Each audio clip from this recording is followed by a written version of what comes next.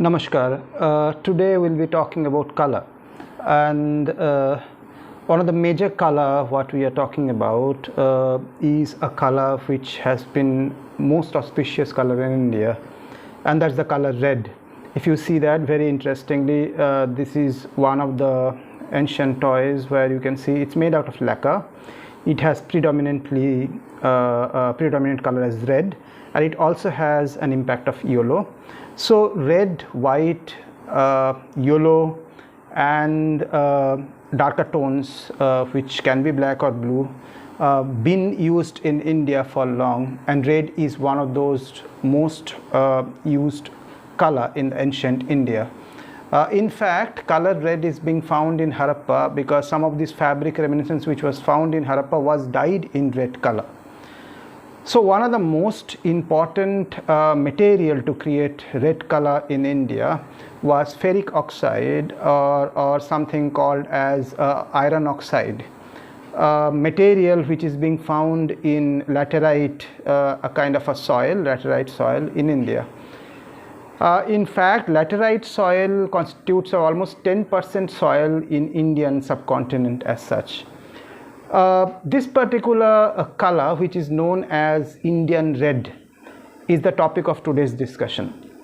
The Indian red color is being used across India and multiple other places for more than 40,000 years.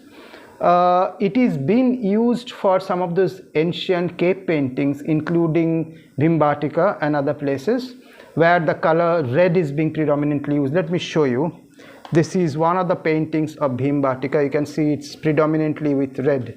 Let me show you one more. This is that one, and this is an Indian red, and this is a particular color what we are going to discuss today.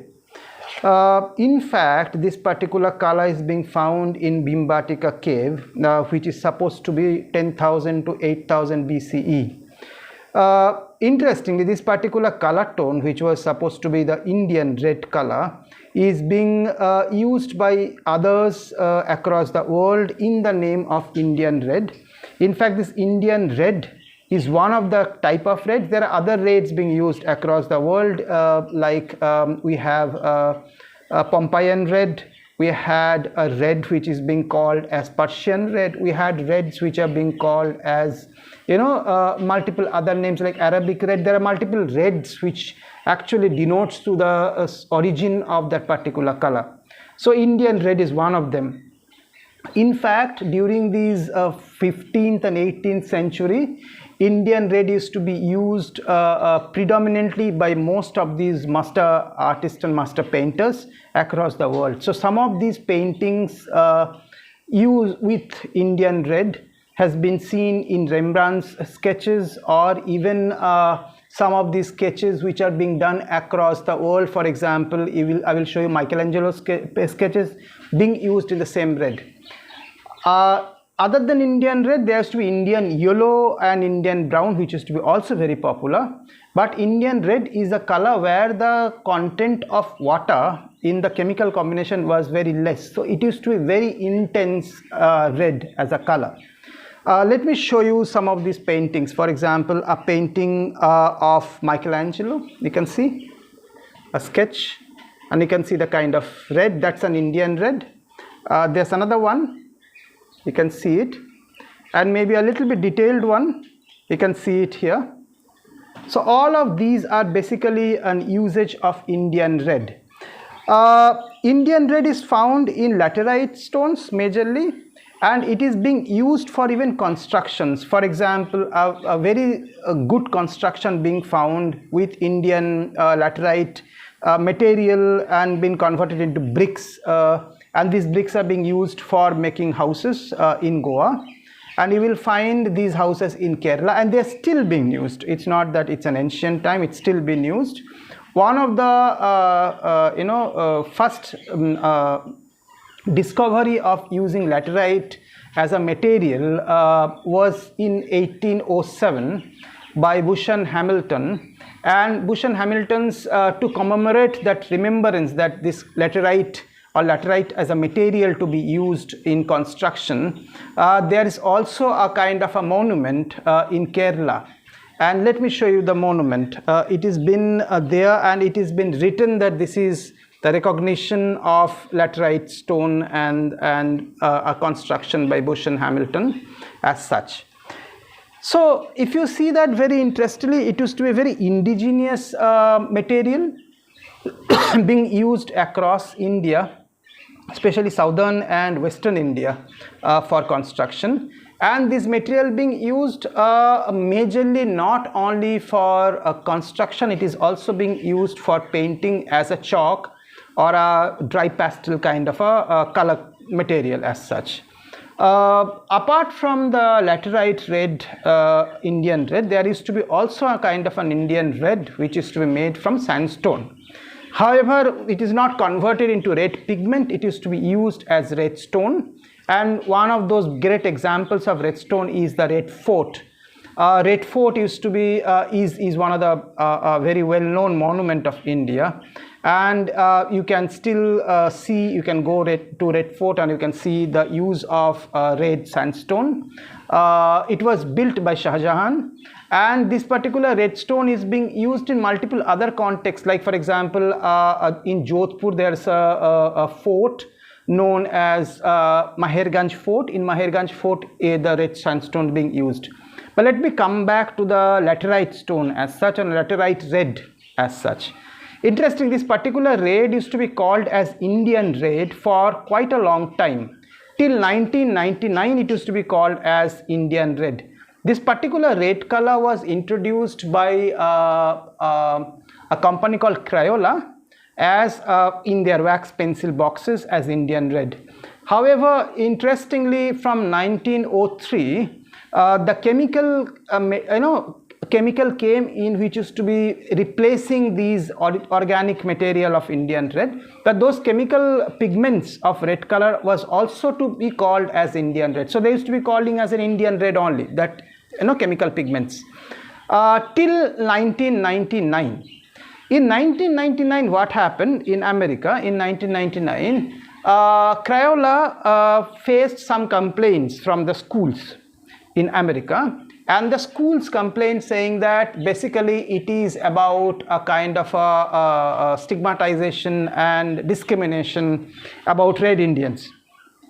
Interestingly, Crayola never told from where that particular name came in, and it is not about red Indian or the native Indian, it is about Indian origin red. So what Crayola did, Crayola simply changed the name. They went for a competition, they collected all the names, and that particular Indian red they started calling as chestnut red, simply changing the name, but without disclosing to people on why that name was introduced. In fact, that change was noticed and it was also published in document. However, India never bothered about discussing on this kind of a discrimination about India, because it was Indian red. Indians like us or the government of India, we never bothered to take a patent of that red or take a GI of that red, because that was an Indian property, Indian red as such.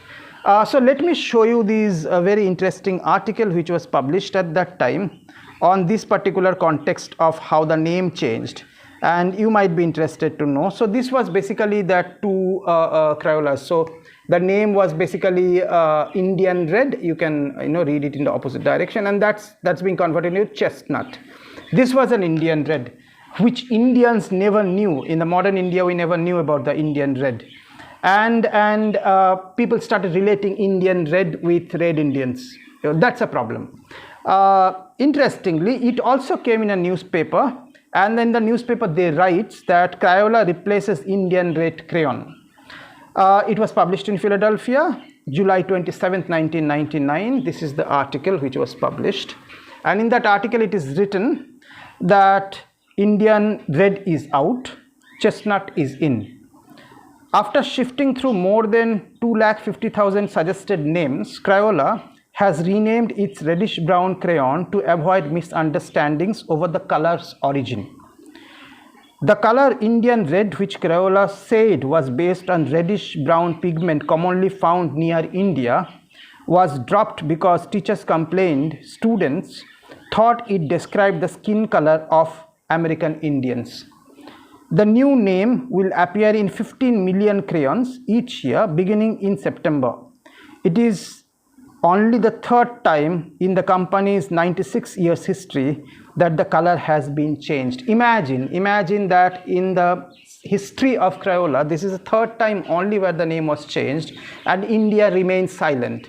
Why? Because we never bothered to take ownership of our own property.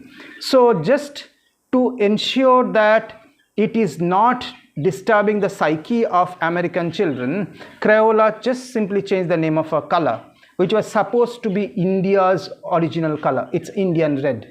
And we never ask for any kind of a copyright, GI, or any kind of a movement. So friends, this is the time we should be aware of what is Indian and what is truly Indian. In fact, there is no India associated with American Indians as such, or Native Americans as such. So let's claim our own color back. Let's talk more about Indian red. Feel free to connect me if you want to know more about Indian red, or want me to take a workshop for you on this particular color origins. Be proud of our own color, and let's erase all those misunderstandings across the world about the name of our own color.